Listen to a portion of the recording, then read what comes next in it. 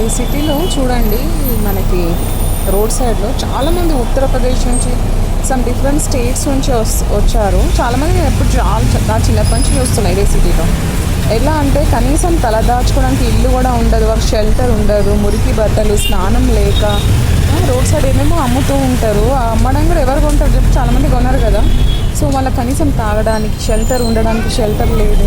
సొంత ఇల్లు, సొంత ఊరు వదులుకొని అదే నార్త్ ఇండియాలో మరి సెంట్రల్లో బీజేపీ ఉంది కదా, మరి ఏం వాళ్ళ రూలింగ్ చూడు ఎలా ఉందో. ఎందుకు మరి ఊర్లల్లో ఫ్యామిలీస్ ఊరు వదులుకొని వస్తున్నారు ఇక్కడికి.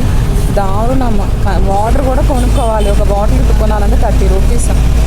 ఒక కిన్లీ బాటిల్ అని 30 రూపీస్, 2 లీటర్స్ బాటిల్ 30 రూపీస్. పేదోడు 30 రూపీస్ పెట్టి కొనగలడా 2 litres. God blessed drinking water free. మనం ఫ్రీగా తాగాల్సిన నీళ్లు ఎందుకు కొనుక్కోవాలి చెప్పండి. దీని మీద కూడా మన ప్రజలు, మన వాళ్ళు ఆలోచించాలి.